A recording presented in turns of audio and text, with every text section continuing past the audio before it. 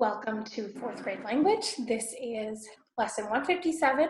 We're looking at pages 244 and 245 today, and we're looking at other troublesome words, how to use them correctly, okay? You also have a quiz 22. So you may pause the video and go take your quiz about sit and set, lay and lie. Sit and set and lay and lie. We haven't done rise and raise, so just those two sets of them, and then when you come back, we'll look at these other words. All right. Hope you did well on that quiz, and we will be looking at our using other troublesome words correctly. We have some words that we want to make sure that we use correctly. And some of the reasons for this is because some of our words are uses different parts of speech, okay? And so we want to use them correctly because we don't want to be using the wrong part of speech for this. Like in this case, accept is to accept like a gift, okay? This is a verb. All right, accept is to make an exception, okay? So they might make an exception and allow a girl to play a sport, okay? That would be an accept. Or in the Bible it says, except ye be born again, you can't enter the kingdom of God. Only if you do this will you enter the kingdom of God. This accept is a preposition. So you may remember it from our prepositions list, okay? So we can't use a preposition in place of a verb. That doesn't work, right? So accept, if you remember, you're excluding, okay? And accept is to receive or to agree to. And so you want to make sure that you're using it in the correct way. So he accepted her invitation. Everyone except Alex won a prize. All right, affect and effect. The verb affect is a verb, okay? It means to influence. The word effect is a noun. It means the result or the consequence, okay? The weather always affects her health. We could easily see the effects of the storm. We do say it affect, but when you use this one, when it's a noun, we spell it with effect. It's pronounced effect. It's the same thing. They're very close in the pronunciation. Some people can hear a difference. I can't hear the difference. So I say affect and effect when we're distinguishing between the two, okay?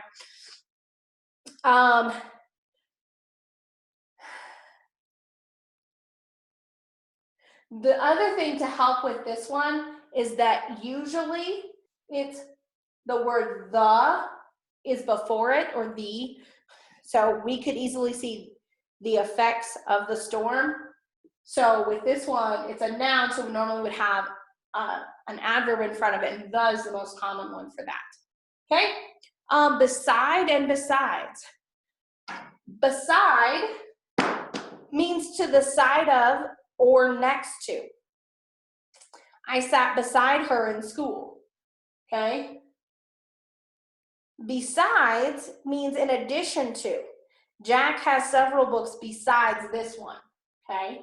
So these ones, I believe, are both verbs. Sat beside her at school. Sat beside. No, it's not a verb. I'm sorry, it's not a verb.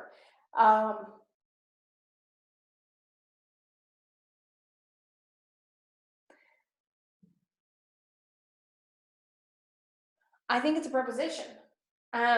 This one, I think they may both be prepositions. This one doesn't tell me the part of speech, but so anyway, we just want to make sure that beside is on the side of, like, so somewhat the house beside yours. But besides is in addition to, okay? Between and among, these ones are commonly used incorrectly because people don't understand their meaning, okay? Use between when dealing with only two people or things. Use among when dealing with more than two, okay? So more than two, three or more, okay? Jared and I had $3 between us, okay? So I'm gonna put a 2 here and 3 plus, okay? One thing to note is between has this TW in the middle, and if you think the TW in the middle reminds you of two, okay, that may help you. And then among, the sentence, the sickness spread among the townspeople. Do you think there's more than 2 townspeople? There better be, because otherwise that's a really, really small town, okay? So 3 or more for among, all right? Burst and bust, all right? Do not use bust or busted when you should use burst, okay? So in this case, let me find, they don't give a sentence.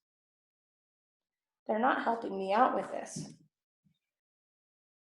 Okay, so when we talk about, so say a balloon, it explodes, okay? I'm gonna use a different word so we can help you see this, okay? So the balloon burst. The balloon did not bust, okay? So this one should never be used in place of burst, okay? So we say burst, bursted. We don't say bust or busted, okay? So again, this is the same one that is commonly substituted for broke or broken. So someone may say, I busted my leg. Well, no, you broke your leg. Busted is not the right, we actually do not really use this for a verb. It is a word. You can have a bust of a head and like the shoulders. That's called a bust in like a in rock. So like they may have a bust of George Washington in one of the museums, and that's his head and like his shoulders, and it's like a stone statue, but it's just of the head and neck and maybe the shoulders. That's called a bust. There's a couple other things, but we won't go into all of them. That's just one example of what this is, and it's a noun. It's not a verb. And so this word is a verb, or broke or broken is a verb, and so this would not be used. All right. One of these, this one I think came about because people got lazy in their speech. Okay. This is my opinion on that. I think it came because people were lazy, because they said it a certain way, and so then when people started writing sentences that people were commonly saying, they realized that they were saying of instead of have. Okay, so of is a preposition and should never be used for the helping verb have. So this is a preposition. Left my marker open too long. And this is a helping verb, right? So we should not say, I could have gone to school today. We should say, I could have gone to school today. When we need a verb, we don't use a preposition. The same with the except and the except, okay? Less and fewer, we've talked about these a little bit. Less is when we deal with things that can't be counted. So like air and flour. So not count and count. Fewer is for things that we can count. So here's a couple sentences. She poured less milk into the second bowl. She used fewer eggs in the pie than in the cake. You see the difference there? You can count eggs, but you can't count flour. Now, if it had said cups of flour, then you would say fewer. But if it doesn't give a unit of measurement, we say less with things we can't count. Okay, you would talk about sand with less because can't really count that unless you're dealing with cups, which you can count, but then that you're talking about different things. Fewer are things that you can count. This is off of and off, okay? Never use off of. Off is sufficient, okay? Someone tells you, get off of the counter. Okay, you're using two prepositions in a row. You really could just say, get off the counter, and that's sufficient, okay? So we don't use those two, okay?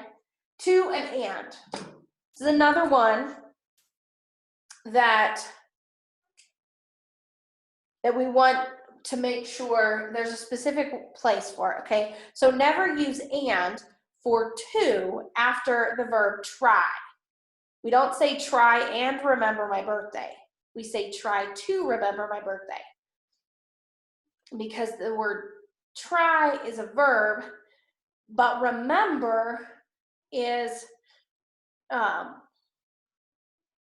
it would be a different type of phrase. To remember is a different type of phrase that we haven't looked at yet. So, but we're not saying two different verbs here. We're just saying try to remember my birthday is best. Okay, so don't put and, okay, after try. Okay, the last one, wait on or wait for. Wait on means to serve. It does not mean to wait for. At the airport, Kyle waited on his sister a full hour. No, at the airport, Kyle waited for his sister for a full hour. Dad waited on mom when she was sick in bed. Okay, so waiting on somebody is serving them. So you wait on your parents, maybe on a special day, on an anniversary or a birthday, you may wait on them and bring them breakfast in bed, and that's waiting on them. You're serving them. You may wait for somebody because they're not there yet.